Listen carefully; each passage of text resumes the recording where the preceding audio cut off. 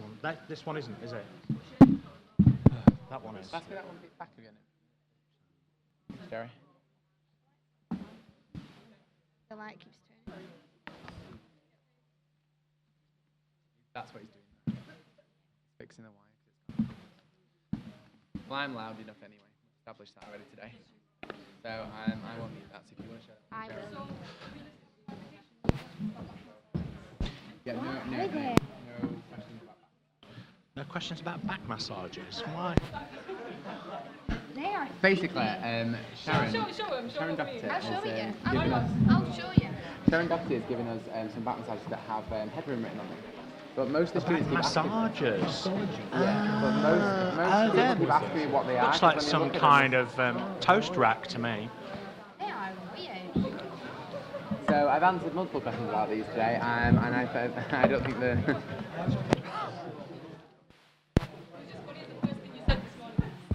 Oh, it does right now. Pete, this one's back on. Yeah. Hello, Pete. It is. That shows it's working. That's mine. Right, okay. There we are. Hello. See?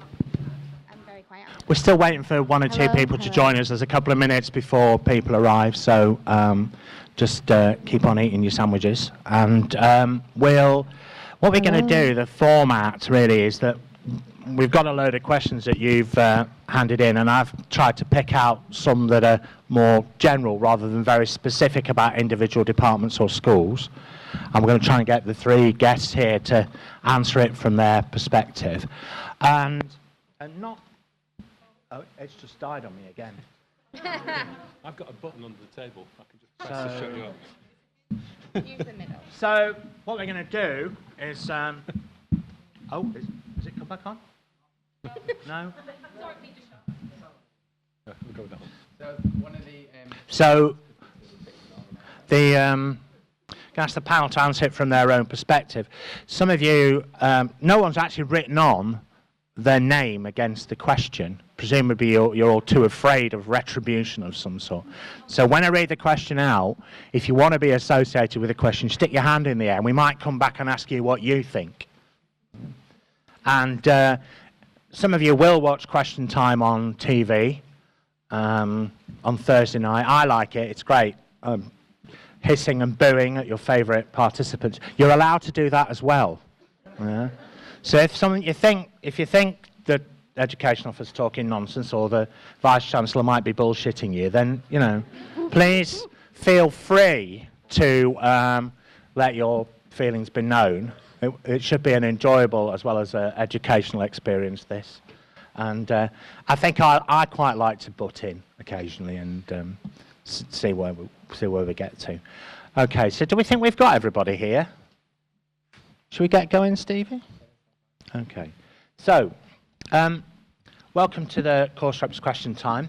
I think this is the third year I've done this. My name's Pete, and I'm the Chief Executive Officer of the Students' Union. I run the operations of the Students' Union and work for the elected officers like Stevie and Matt, Lee and Lucy and Josie, who you will all hopefully know. I am now 15 years old, and when I was 19, I got involved in my Students' Union, and the first thing I did was be a course rep. So this could be the start of a very long and interesting career for you, or you might go away this afternoon and think, why am I bothering? I hope it's the former. I think that course reps make a huge contribution to the life of the university and to the Students' Union, and it's fair to say that most people who get elected in the Students' Union get to be one of the elected officers, the Student Affairs Committee, start off as course reps. So I hope this is a good experience for you and you stay involved. On my left, we've got Jerry Kelleher, who's the Vice-Chancellor of the university. We've got Abby, who is a school president from the School of Education and Social Sciences. You've also probably seen her selling you sandwiches in the Students' Union shop, Essentials. And to my far left, although not politically, probably, is Stevie Seymour, who's the Education Officer of the Students' Union. We're going to ask him in turn some of the questions that you've raised, and as I said, if you are the person, you can identify the question you asked, stick your hand in the air so we know who we're answering to. So we're going to start off with this question. I'm finding my second year of study a lot less stimulating, but lecturers are reluctant to change their teaching methods. What's the best advice you can give me? Get a back massage. Was it your question? Great. Okay, thanks, Abby. Another Abby. Yeah. What I'd say from a student perspective is that speak to your course reps first. If you've spoken to your lecturer, they're not wanting to change it, they feel that their method is right, that's fine. Speak to your course reps, or speak to Stevie, or speak to your school presidents, or whoever is in your school, and we can bring that feedback back to your SSLCs. Speak to your lecturers there one-on-one and say, this isn't just one student, this is a whole collection of students, and they don't like the way that you're presenting your lectures, or they don't like this, and hopefully that would then change. That'll just be semesterly though. But if you are wanting a quick fix, like I said, I would speak to your lecturer, or Stevie, obviously the best person to speak to about that. What's really important is when that's always given you basic. You must know something too big for your question. Intellectually stimulating, you know that it's not. So when you talk about, when you go to your student cafes and when you talk to academic staff or anybody you talk to, identify what is good. If there are lecturers out there that teach you that are doing it fantastic, tell us. And then when you say to the staff member, it's not a case of you're not doing it or we're not bottoming it. It's we like it like this because, and it's sometimes solutions over problems. The other thing academic staff are there, and at times they will forget that their method of teaching they may have done for a very long period of time, they're used to it. The change that we all know is quite a big thing. So it's about helping them to accept change and to say, I suppose, this may have worked then, but this is the aspect that I think is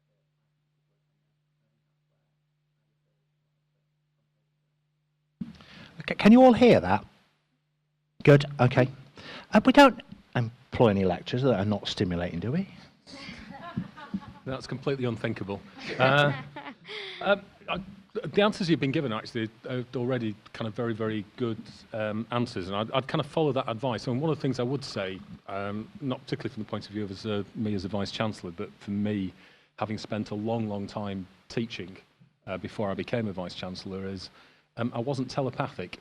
You know, the kind of obvious thing of talking to the lecturers is, I'd just say, is one of the most important things. The other thing I'd say about that is that by and large, well, not by and large, overwhelmingly, the people who are teaching and providing the lectures do want to make it interesting and stimulating. It's not common that somebody's intentionally boring or unhelpful. It might feel like that occasionally, but it's not usually intentional that that's the case. So certainly communicating with them. I'd also say as well, though, as a kind of like a teacher, I'm a computer scientist by trade, which is a kind of utterly fascinating subject for everybody, as you know. And occasionally there are things that you're teaching, and thinking about it, quite often it was in the second year actually, that is just stuff you have to know, so that you can make sense of all the stuff that's really stimulating and interesting. And sometimes I was stood there kind of with two things going on in my head. One was, you just have to know this, and you know, it's a bit dry and it's a bit boring, but you have to know it so you can go on to the interesting things. The other thing that I was always very aware of, though, was that if I was teaching about something, again in my area, one of the subjects I used to teach was constraint satisfaction. I've been doing it for 20 years, and it was my major research topic. It's really hard for then people like me to remember what it was like the first time you come across something. So again, the feedback, you know, like Jerry, you're just kind of starting to talk about stuff, and we don't know what you're talking about anymore. You know, that's really helpful, and it's not kind of rude or offensive or anything like that. I'm sure that most of my colleagues wouldn't find it rude or offensive. So sometimes, unfortunately, there are things we do have to teach you that are a bit boring, and there's no getting around that. Not often, I hope. But other than that, exactly the kind of things. Talk to your course rep, talk to the lecturer, talk to people and let us know. Have you spoken to school presidents or anything? Have you spoken to the lecturer? Okay. Have you spoken to the lecturer? Are you a course rep? Well, obviously, that's aren't All right. No. Okay. No. So, Bring it up at the SSLC. okay. Thanks for that. The next one is, why did this is one question, and this represents probably about, out of this big pile here, about a dozen or so. And some talk about 9,000 fees, and some talk about 3,000 fees, and some talk about bursaries. But this kind of sums it up. And it says, why do students have to pay for trips? Some students who can't afford this could be seen as missing out on useful, stimulating stuff, I think, and that's that person there. But there were a lot of questions about hidden course costs, students not getting bursaries now. The fee systems have changed. So I suppose the question is, for me, to sum it up, if students are paying £9,000 a year, do we think that they should have to pay for additional things like trips and materials? Can I go first? Well, can I? Well, we're gonna let people go in different order each time, Abby. You can't be first every time, and I'm the chair. This is actually something that I've kind of just picked up here at Uclan, and it was something that we dealt with at my previous institution. And I picked up on this when, and amongst lots and lots of other stuff, as you can probably imagine, that I was trying to do as a new Vice-Chancellor. When I was reading through the NSS comments and the kind of textual comments in the National Student Survey, and I kept coming across people saying, I've got to pay for this. And I was sat there thinking, I really don't understand why you were paying for that. So actually, this is something that I do want to pick up with the Students' Union, because I think there are two big principles here. One is no surprises, so that when you turn up and you come to university and you're paying £9,000 fees, I can't think of many situations in which you should be paying more than that, but certainly if there are things that are involved in the course that involve a cost, you should know about it before you arrive, and there should be absolutely no surprises for anybody about what happens. So that's one principle. The other principle, which is a bit more far-reaching, is that if you take, say, I'm kind of just choosing a subject at random, a subject like, say, fashion. Part of what you're doing in fashion will involve getting hold of materials and buying materials to do projects and so on. One of the things that we could do is to say, on, say, projects, everybody gets an allowance, the university pays for the allowance, you have to get the materials from, say, a university shop, but you're not paying for them, they'll go through the university. And nobody is allowed to bring any more to the project than that allowance, because that would also mean that just because somebody happened to have more money, that they wouldn't get an advantage in the allowance. And that equally applies to things like trips. You know, if a trip is a fundamental part of the academic experience and is an important part of the academic experience, it should be accessible for everybody, and it should be part of the course. It shouldn't be the case that it ever happens that, say, you know, there is a trip that is off to Berlin or something, and you have to have a certain amount of money to go off on that trip, and if you don't go on the trip, you lose out on part of the course. That's just shouldn't happen. And if it is happening, it's the kind of thing that I'd be very happy to work with the Students' Union on, making sure we get some principles, we get some rigour into this.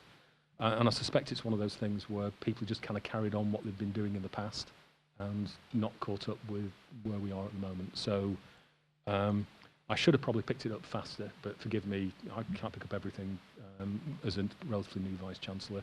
I did pick it up through the NSS, and it's something that I feel quite strongly about, and we will get sorted out. Well, What's your experience of this, Abby? Have you had to pay? yeah, so obviously I'm a student and I'm in education and social science. Part of our course, we do yearly trips to Auschwitz. I study religion. So every single trip that has been offered to me, I've not been able to go on. Just don't have the money for it. Like you say, we paid £9,000, got an overdraft like every other student. I can't afford to pay £350 to £400 for 3 days. It's just not a viable option for me at all. So what we've tried to do this year, what I've tried to do with the students of my school, is apply for everything we can do. So I've applied for travel bursaries, I've applied for all these, and yeah, we've got some. So one trip to Budapest, I think it is this year, is now £190.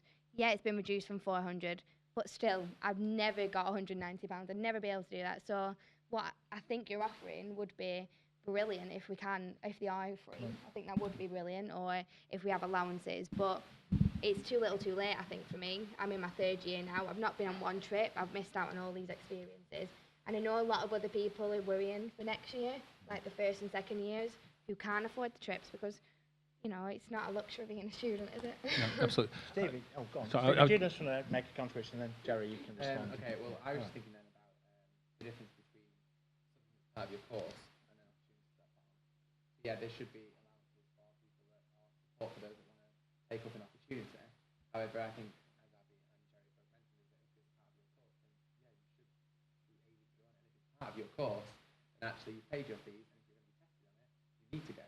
Then to be put under an obligation where you have to pay to meet that fee isn't fair. And I think that's the point that we made. As for hidden course costs, it's actually something that earlier on when we did the session around the student submission, hidden course cost was one of the recommendations made, and it's about making sure that students from the get-go are aware of what their course is going to cost. So at the minute, yeah, fashion, for example, is the one that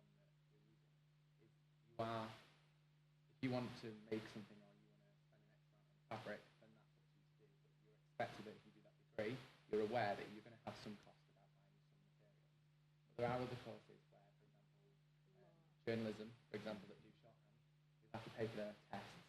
And now that's just recently changed. But it used to be that they would start their course halfway through the year, they'd be things else, like you have to pay for that exam. And what I think that you're saying is if there is a cost there, tell me before I apply, so I'm aware. And if not, then the university should cover it with fees. So I think, again, it links into the 2 points that you made. I just want to follow up on that and say that the answer to this is not bursaries, or in the sense of the answer to this is not stuff that you apply for and you may or may not get. I think that Stevie's point is the point I was trying to make, but Stevie made it slightly better than me, which is if it's part of your course, it should be paid for. Yeah. Okay, it shouldn't be the case that anybody is at a disadvantage on their course because of it. Now, it might be that it's kind of nice to have trip, but the other side of which isn't part of the course and might be a nice thing to go and do. But the other side of that should then be that's not part of the assessment and it's not part of being successful on your course. And in the end, there's some kind of fairly fundamental principles about this, which are related to ability to pay, access to the course, and no surprises. Okay, we've got it wasn't the questioner, but we've got a comment from the audience from the lady there. So just, Sana will give you a microphone if you want one. Or speak up then.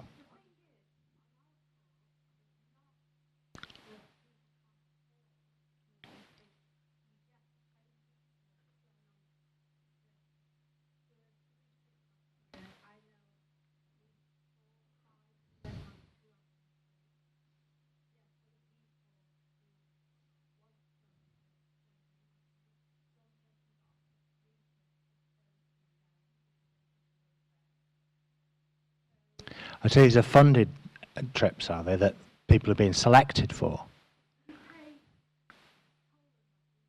Okay. Right. Right.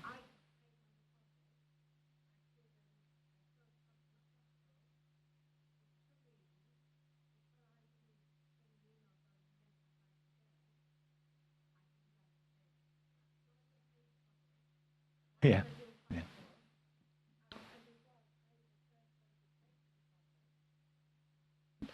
Okay, I think that's an interesting perspective. That's a completely different question, but I think what it shows is there's quite a lot of different practice across the university, and that's maybe if the union's going to address this issue, Steve, that's one that we need to think about is like the different courses.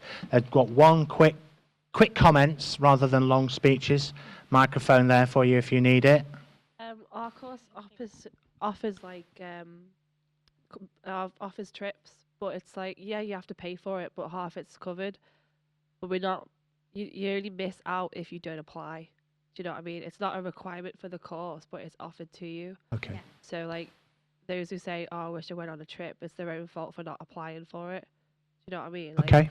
So it's All not right. the course. I'm going to take one more comment there, and then move on to another question because we've got lots and lots of questions. And as I said, there was 10 or 12 about this, so I tried to pick one to sum it up. So basically, I'd like to know. We did have a course at the beginning of our year in nursing. Unfortunately, there are some people who couldn't go due to family yet they are still given absences, and we have to make up a certain amount of hours. Do you think that's fair? I think that's a yes or no, isn't it? So, Sana, do you want to? sorry, I'm just trying to be clear about what happened. That there was a course that meant part of the course didn't happen. There was a trip that meant part. Meant. Yeah.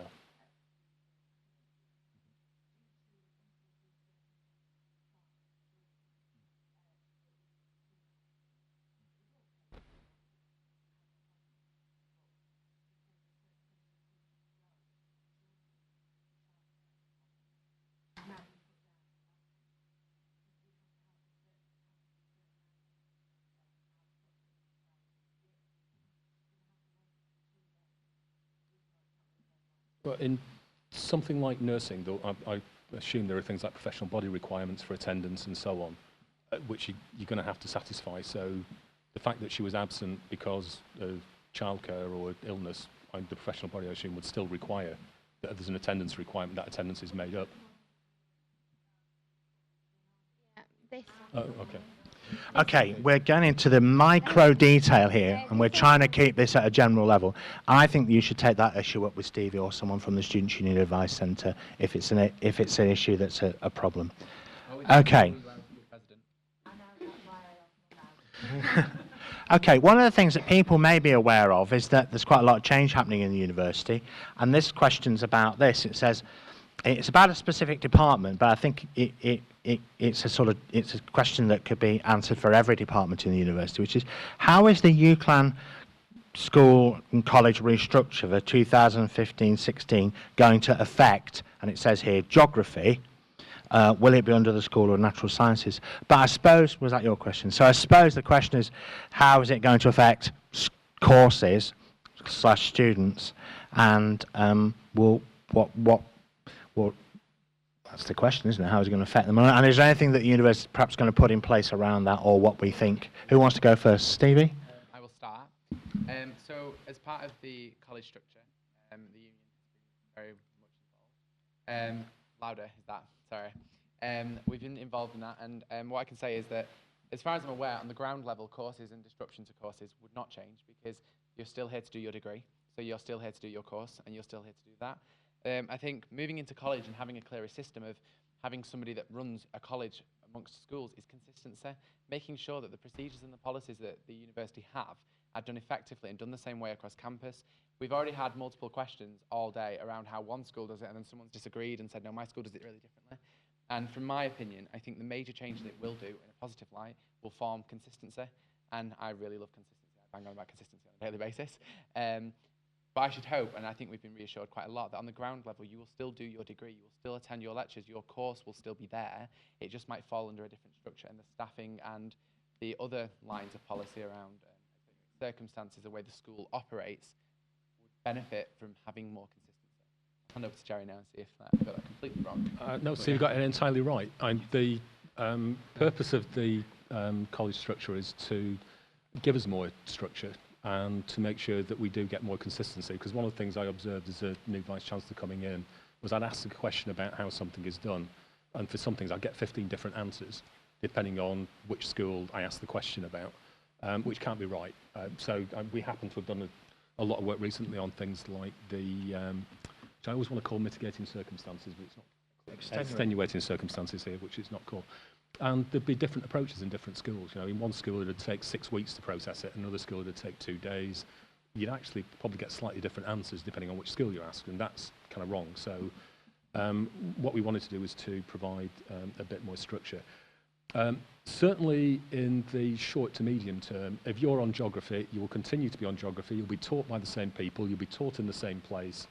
That won't change. So it should have, in the short term, but on all the kind of practical things, very little impact on you. That's why we're introducing it in the way that we are. Over the longer term, there's an opportunity there because geography, rather than sitting alongside architecture, will be alongside things like archaeology, other environmentally science-based subject areas. So it should be possible to introduce new aspects to the course, new options to the course. In the new courses that include geography, in a way that's much easier. So that's what one of the other things that we're looking for. But in the short term, if you were going to get taught Geography 201 on Tuesday morning in February in room 304, that's what will carry on happening. So if you shouldn't see any immediate big change around anything that matters directly to you doing your degree. So that's the aim of the process. Abby, is this something that you think students are worrying about? You're representing students up here. I was just about to say, it's one of those things that it won't directly affect us. We're still going to be on our courses with our lecturers in our buildings, exactly the same pretty much. But from a student point of view, we need this clarity. We need people to say, yeah, it is changing, but don't worry, this is going to happen, because this is a worry, and I've been having feedback from other students. What's happening? Are we going into a college? Are we going to move building? Are we not going to have our lecturers anymore? So it is a student worry, and I think we do need to be more clear within the university about what actually is happening, to reassure students, this isn't going to affect you that massively. If anything, it will benefit you in the long term. I can provide that reassurance. You'll be carrying on doing the same course, same teachers. Okay, is that helpful to you? Yeah, anybody else want? Go on. Do you want to say? Sorry, geography is part of the Grenfell Baines School, but it just wasn't clear. I saw an email the other day, and it just wasn't clear where it would sit under the new system. Geography will sit in science and technology. Okay, anybody else got any quick questions or comments on this? Yeah, we've got one down at the front here. Run, Santa, run. Right. I just wanted to clarify how that would affect like the student view, like in regards to being a school president. Because I got the email and I was told that the law school was going to be merged with other schools. So like, if you're going to be like a law school president, would that mean that you're going to be like the school president for all the schools? I think Stevie needs to That's answer quite this. confusing. Yeah, it's about student union structure, this. Stevie, do you want to answer I was it? going to say, and it's probably what Jerry's about to say as well, that the effects for the college system don't start till next academic year anyway. So when we look at how we run our elections, we would be looking at, okay, what will that school be called, and what will the title of the school president be called?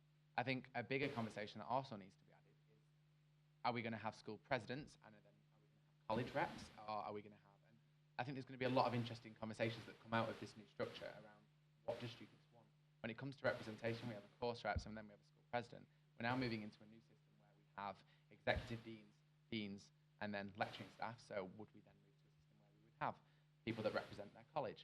I think that's a really interesting discussion. But for now, it's not going to affect, for example, ESS, which is currently a school which is going to change next year.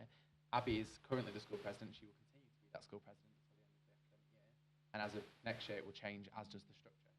The course rep and the school president structure reflects that of the university as for representation. Yeah, and as it happens to law wasn't changing anyway, so.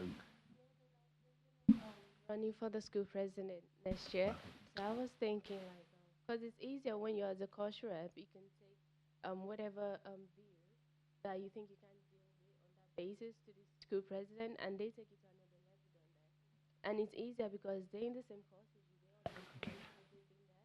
Oh, I think you have like a generic. if you think you want to get involved, we'll find a way for you to get involved. You watch the Student Union website, you listen to your course rep emails, and the information will be there for you. I was just going to make another comment as well, which is that it depends who you ask about some of these things.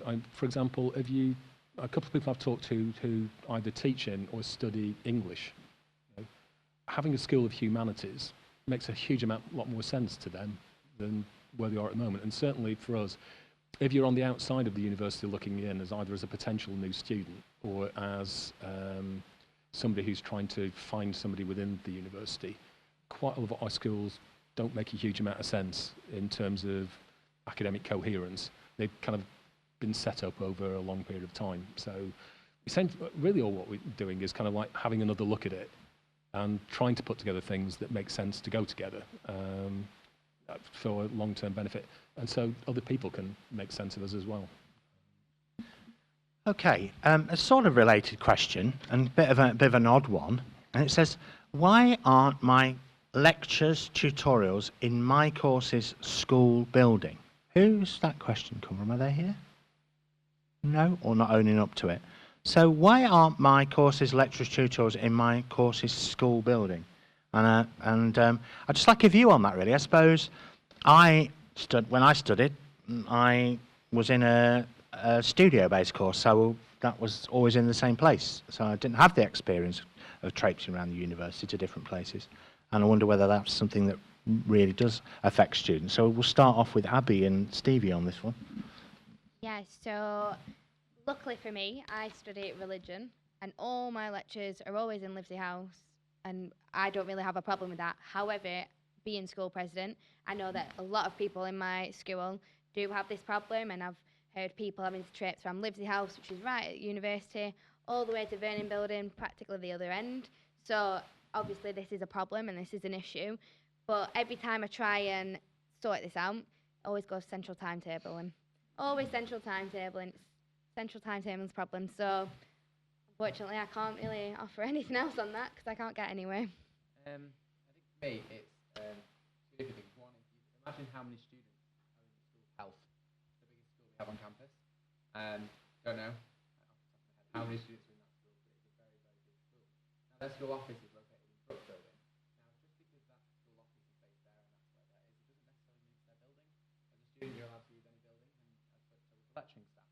I'm a social work student, so I'm from Carrington, and the only room big enough to put my class in would be the lecture theatre, but it's too big. It holds like 300. So part of the reason I think you move around and you're in other buildings is to accommodate for your class size and so your learning environment. If you imagine that if we tried to put all the people in this room in a really, really small room, your learning environment would be affected by that. And yeah, I think the bigger question is about timetabling, about how 1 minute you're in Paris and then the next you're in Lisbon. I think that's the bigger question to have about where you go from one lesson to another. But I think part of the reason you're not in your own building is because, again, psychology is mainly in their own building because psychology is maybe their main class, the size of 300, and their lecture theatre can fit it. When they break down into seminar groups, classes of 20 or 30, they need more rooms, so they need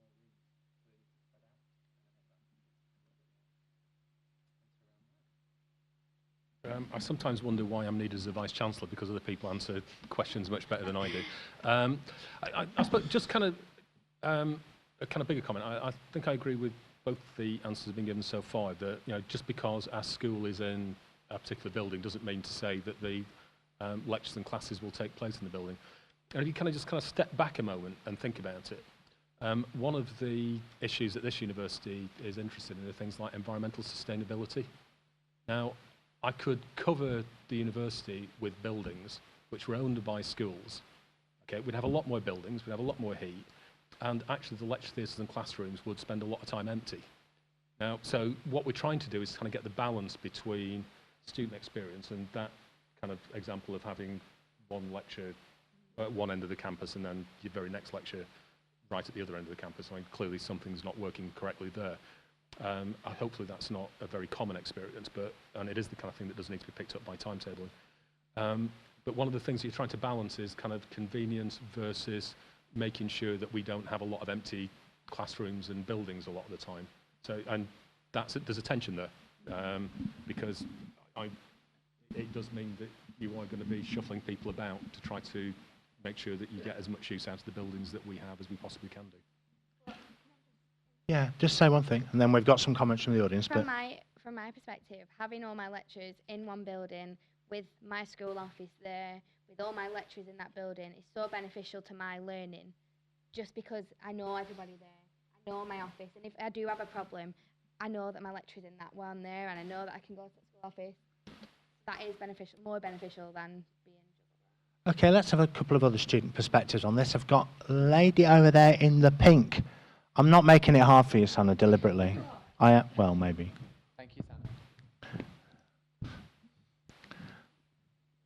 And then I think the next person is the lady there right in the middle with the white hoodie on. Okay, do you want to give us your sense of this? Basically, I just want to say the same as what Abby was saying. Being a first-year student for School of Education, Social Science, my lectures are in Livesey House, and then, like you said, I have to go all the way to Vernon Building, and this isn't one has a one-off. It's quite often throughout the week, so it is frustrating, especially when you've got your laptop, you've got your 10 books, you've got all your folders, About 10 minutes. and you've got 10 minutes, and when the road's closed and there's no buses coming down it, is really hard. Okay, and student here in the middle. It must be said that I picked this out because there are quite a lot in here about timetabling as an issue. Yeah, the problem we have is that on a Tuesday afternoon, we're in Brook Building, there's 107 of us in a room, and it's just bursting at the seams. It gets so stuffy, you just can't sit in it any longer. Okay. And I can't understand why they haven't sort of like give us a lecture theatre instead, because obviously. Okay. Complain would be my advice. Yes, I'm sure I that's would. the advice. And yeah, Stevie wants us to say something.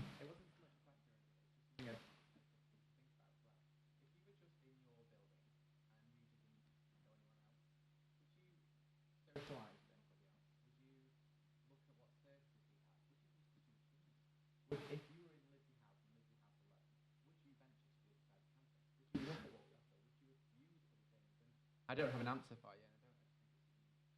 I know that you would like it. I'm not saying that a lecture should be on the opposite side. You've got 10 minutes to get there. That makes sense. But if for one day you're in one building, another day you're in another building, you've not got the commute between buildings, you get to see what the campus is. And actually, when someone stops and says, "Do you know where this building is?" You can say, "Well, yeah." One of the things the university is doing is going through a master planning process at the moment, and I think one of the considerations that will be to make the campus a vibrant and livable place. And maybe there's something in that.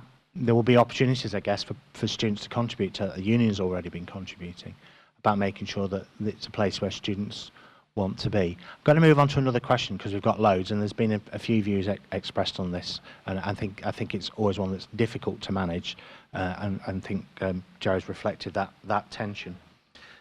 So the question is this one. It says, my year was the first one to be charged the full £9,000 a year. What exactly has the university done? Well, I think that's a well-chosen word there, to ensure that it is worth that kind of money.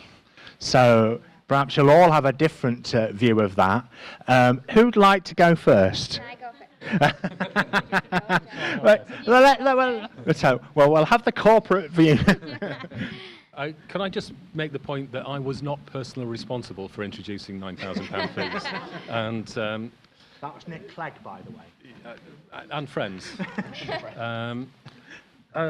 The other thing I'd say about this as well is that essentially what's happened is that we've gone from a system where, in my view, there was a balance between students' input to the cost of education and the state's input to the cost of education.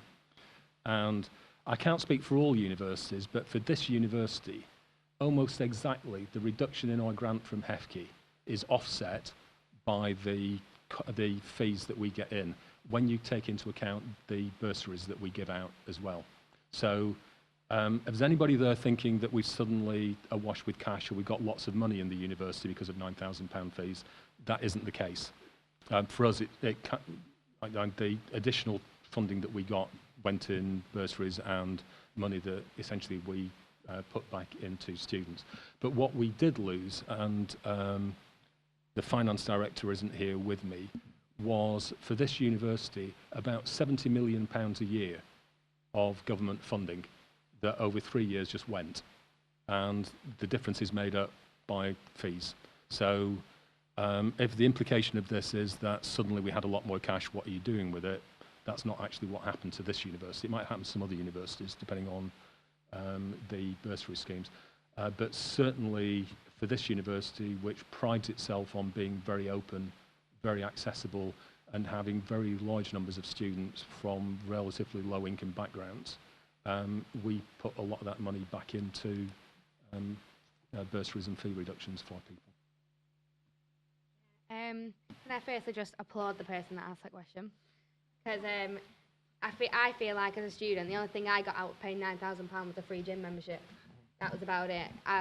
This Uclan experience and this whole think all these benefits that we were supposed to be getting kind of faded away after the first year. These bonuses, this money that you'd get back, never seen it again since the first year. Everything's kind of just faded off, and we've kind of forgotten about it because now there's 2 more years that pay £9,000. So it's kind of a get on with it sort of thing. So yeah, what can I say? I pay £9,000 and get a gym membership. There's something. Yeah. There's kind of one very specific thing that you need to know. The government structured the bursary program so that it provided a particular amount of bursary which we were required to match in the first year. The outcome of that was there was no matching funding for the second and third years, which we thought was incredibly stupid. We thought it would have made much more sense to be able to balance that over 3 years. But the actual structure of the program that the government brought in required us to give the bursaries in the first years, and then once you've done that, the money isn't there for the second and the third years. So this isn't particularly a kind of Uclan thing. You go to any university, you'll find that there's a very similar pattern of activity. So I do understand the problem, and I sympathise very much with you, but all I would say, that wasn't a Uclan decision to make. Stevie? I think it's interesting, isn't it, when you talk about fees, people will say, well, what do I get for my fees and what do I get for mine? It's hard for me to have a balance when I paid the lower. I paid £3,500 for my fees, which, as Jerry was saying, is that actually universities were told to put on a scheme, tell those students what you're giving them extra. But the university wasn't getting anything extra. They were getting what they had to charge more for the fees because the government cut their funding. As to survive, they had to, and it's not a choice that they took lightly. And as much as it was, it's like, I think some universities charge their foundation courses the full fees as well. We don't. We charge the lower percentile because we can. And it's not always about money. I think the interesting thing is about when Abby was saying about a good standard of education, we've got all these good things and we left. I think that's something you should focus on, is actually if you've got a good standard, you should keep a good standard. And actually it's not so much what you're getting extra, it's what are we getting, full stop. The other thing is as well, when we talk about bursaries, we forget about the middle people, the people that fall in between. So you've got those that get everything and they get all the bursaries and they apply, and you get those that get nothing because their family will help them and can help them. And then you get the people that are in the middle as well. And then so there's many different channels of students that are coming into the university, and I think what we have to start thinking is that the university operates on a set amount of funding. So it's not I'm paying this and I'm paying that. We should be asking ourselves is, what are the student body getting full stop from their service, and where are you investing your money? Are you investing it in more services for students? Are you investing it in better teaching? And these are the kind of questions that you ask during these conferences and that we try to answer. That's kind of my stance on these. Okay, we'll take a couple of student comments, and then hopefully perhaps the panel can just reflect on what students say. And we've got the chap there in the pink, corally, orangey thing. Sorry if I've insulted you. Cameron. Yeah, I just wanted to know, because I didn't originally apply for my own course I'm doing now, but it popped up because I've heard the fees. Why do people then have to pay for things like auditions for performing arts courses when they're then paying £9,000 a year to come to university? Okay, that's sort of back to that first question, isn't it? And I think that's a very good question. So. Yeah, it is a good question. And they've got the lady there with it.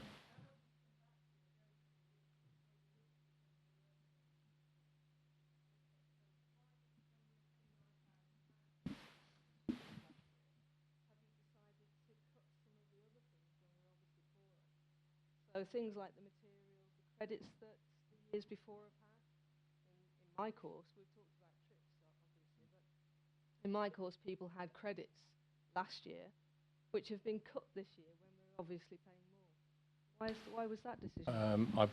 On that particular decision, I don't know why that decision was taken, so I can't answer that. I feel like the Uclan, the promise, when the first year that we paid £9,000, I feel like if we weren't promised all these, you'll get a personal tutor and you'll get all that, that wouldn't be our focus now. I feel like because we've been promised it and it's not really happened, that's why I feel upset. I'd rather the university said, you've got to pay £9,000 now. You know, it's not really out of our control. We completely understand that, but we're going to give you the best teaching experience as possible. We're going to keep it at this level and we're going to do that. And I don't really feel like, as a student, that's what's happened. I think the other thing as well is that universities compete with each other to get students to apply full stop. And then when this came in, the university said, yeah, the government was like, yeah, you can charge higher fees. You have to tell them why they have to pay that.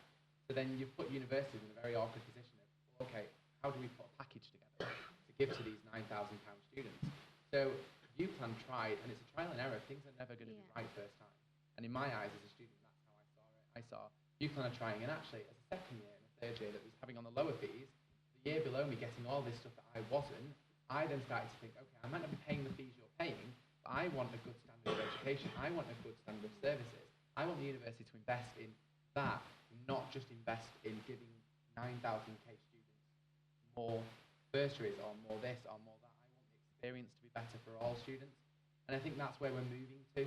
It's moving that, yes, the 3,000 fees are going out and the 9,000 fees are staying, but we have to get to a point where all students are receiving a fair and equal service, whether that be in teaching. Because again, they were based on income. So a lot of the credits in first year, all students got them, but then after that, it was based on your family income. Is that fair? And is it fair that students are given this amount of money when other students aren't, but they're still paying the fee? So I'm not saying there's a right and there's a wrong answer, but there is a trial and error period. And I think actually what we should be focusing on is how much we put into the experience of the student in general. Okay, we've got one more person I think wants to make a comment in the middle there with their hand up. Been very patient. So you have your say, and then we'll move on to the next question, unless you're particularly provocative. For me personally, it doesn't really bother me how much I pay, because you don't pay it off anyway, whether you pay 3,000 or 9,000. So, Okay. but from our first year, we got what they were promised. We got the gym membership, we got the personal advisor, and we got the money as well. But it was as credits. But the personal advisors did drop off. But then we still got the rest of it. We still have it. We still get it. So, and the teaching's good as well. So it doesn't really bother me. All right, we've got a load more questions. I'm going to try and get 2 more in before we finish at 2 to 3. And the next one is, I'll put my glasses on. Might get to read it. And this kind of applies to everybody. From your progression, presumably through the university, how much has the uni changed, good or bad, and what things are you going to change? Would you change now? Being a course rep's all about creating change. Who wants to start? Stevie, do you want to go first on this one? Yeah, you've not had a go first, have you? Okay, so this is my 4th year at Uclan. I came to do my degree. I intended to do my degree in social work and leave as a social worker. That is what I intended to do. And the first thing I was told when I came on Flying Start, become a course rep, you'll get invited to all sorts, you'll have really good opportunities. So I did. Through my progression, I saw things change in my own school. I saw student voice become louder and the university listen to it. I've seen changes in staff. And that includes lecturing staff to vice-chancellor. I've seen how different people can come into an organisation in the same role and have a different objective, and it can impact people completely differently. And I think I've seen a lot of change, good and bad. And I think what is important that we consistently do is voice our opinions about what is good and what is bad. The one thing I would probably change, I think it's hard for me to say that when a lot of the things that I want to change, I pinned up around this room today. And I said, these are the things I think the university should change. And I think the recommendations that we've kind of meant, and I think being listened to on all scales is something that I would like to see change. And yes, the university is getting a hell of a lot better at it. But I'd like to see the day where the question isn't what the students want, it's when everybody knows what they want and they're not having to ask it, because it's that transparent that they see it day to day. And I want to see it that course reps feel comfortable going into their meetings and they don't ask the question of, am I going to be personally victimised for what I'm about to say? Am I going to have that fear of, actually I'm about to say something that's really uncomfortable and I don't know how they're going to take it? I want them to walk in there, say things as completely honestly as possible and not have a second thought about it. Because actually, that is what you're supposed to do. And that is the structure that I hope that one day we achieve, and that we are actually working towards. Abby? So I am a 3rd year and I study religion, culture and society in education and social science. So change for me has been a big part of my whole course and my student life. For the good or bad, it's open to interpretation. But course-wise, I think the only change I'd like to make was for my course to be like it used to be last year. That would be the only thing I'd change. I've been here the least amount of time, so it's quite hard for me to kind of say what's changed. I've only been here a year, basically. I think one of the things actually that's changed in that time, I don't know what it feels out like out in the room, but it certainly feels like we spend a lot more time at my kind of level and at directorate level talking to and working with the Students' Union. I think that's one of the things that's changed. Sometimes that's quite uncomfortable because people are telling me things that aren't particularly happy things to be told as the Vice-Chancellor, but I hope that that's quite a grown-up relationship and we don't go off and sulk, and we do try and work together about things like that. So that's one of the things that I've noticed. I think the other changes for me have been at a kind of like very high level and probably haven't yet had a huge impact yet. But those are things about the things that we've been talking about before, about things like consistency, doing things in a similar way everywhere. So nobody is either disadvantaged or advantaged because you happen to be in one school or another. That's something I think we've made some progress with. One of the things I'm really pleased with, and it's, I suppose in the grand scheme of things, relatively small and you might not notice, is that this university has always said it was about opportunity and giving people opportunities. And but at the same time being a really strong academic university, so it had a very good reputation, so that when you leave the university, you've got a degree from somewhere that's got credibility and a strong reputation. One of the things we introduced this year was a year zero everywhere across the whole of the institution. And to give you some sense of how that's gone, that's for people who, you know, they might apply and the entry requirements for a course might be 240 or 280, and they've got 180. Well, in the past, across large parts of the university, what we'd have been saying to them is, terribly sorry, you can't come here. With the year zero, now what we're saying is, well, we can't put you straight onto the first year, but we will put you onto a year zero, and you'll essentially be on a 4-year degree then that takes you through to a degree at the university. And last year, because we had bits of the university that had the year zero, we recruited just over 200 people onto that. This year we've recruited over 950 students onto that. So I think that for me is one of the big changes. It's that what that allows us to do is to both maintain the academic standards, maintain the reputation, but also not pull the drawbridge up behind us and say, no, whoever you are, there is something that we will do for you and bring you on into the university.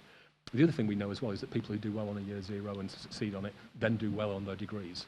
So that for me is one of, in the very short space of time I've been here, one of the things I'm kind of most pleased with. Okay, is the person who asked the question in the room? Was that you? What one thing would you change? What way? Well, you said what one thing would the panel change? If you were the Vice-Chancellor for the day, what would you change? Anybody, perhaps while you ever think about it, has anybody else got any ideas? Sorry. Yeah?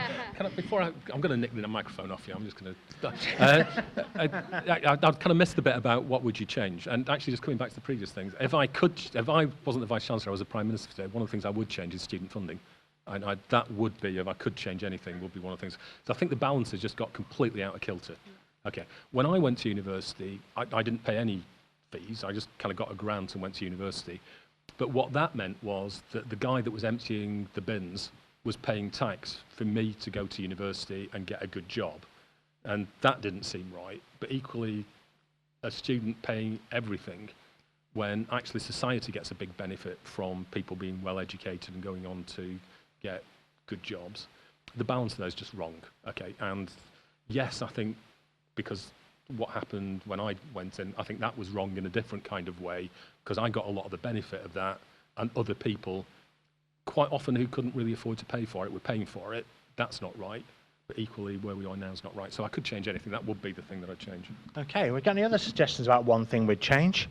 Yeah, we've got, oh, we'll ask a Student Affairs Committee member up there.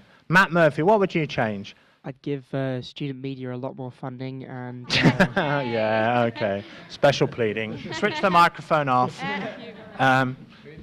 Person up there with a blue hoodie on. Joe. Joe from Student Council. School president. go. Oh, I'm a school president for law school. Sorry, Oh, and yeah. co-vice chair. What would you change? I'd keep the lecture times the same, 2 hours. They've currently been cut to 1.5 hours, and it's a struggle. Okay. Person here? You do. Oh, something to help married students. Both are at university at the same time. Same university? Right. That's very together, isn't it? We could get a family bus pass. Yeah.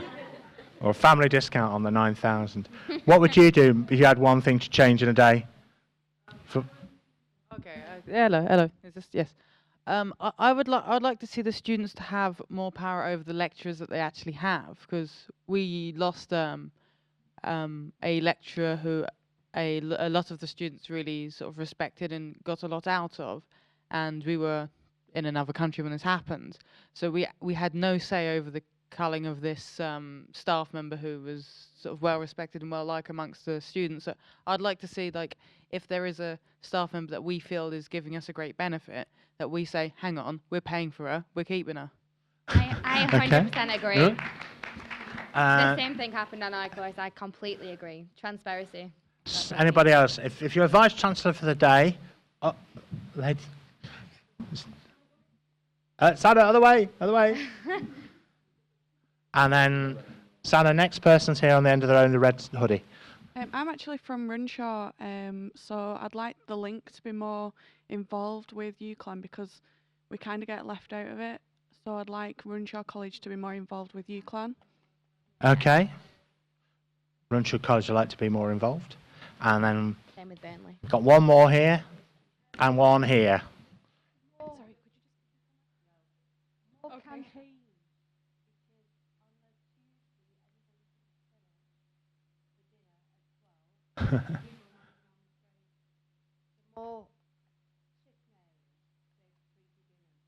Okay. One of the things that's come out of the master plan process, I think, is students want more social space, actually. Sorry,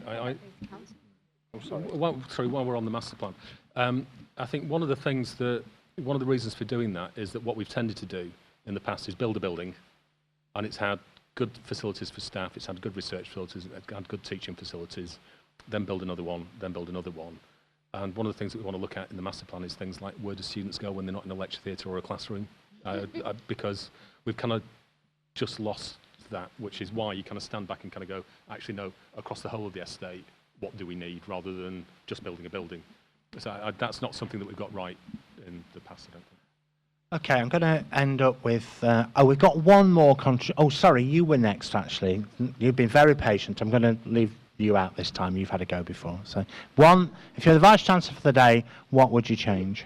I'd make disabled student allowance a lot more advertised to colleges that are looking at coming up to Uclan, because I met somebody in my course who has a very similar mental health condition to mine, and other issues with her mental health.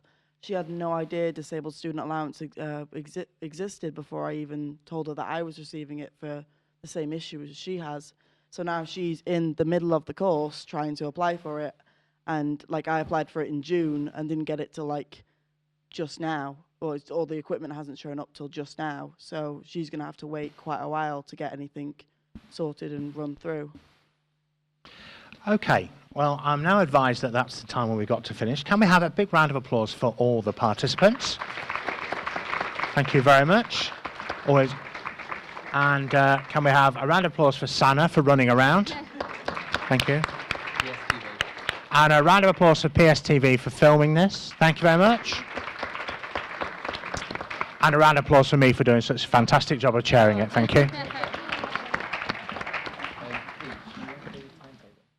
Oh, yes. What I'm going to do now is hand over all the questions that were in for Jerry to take away and pass on to Michael Ahern. And hand over to you. Thank you. Okay, so I hope you enjoyed it. You have now got workshop 1. Yeah. So I hope you all remember which workshop you're in. If you pull out your guide, it has which room you're all in. So please go to your first one and then have breaks very much for Well, coming. thank you for inviting me. Be quite active in your sessions.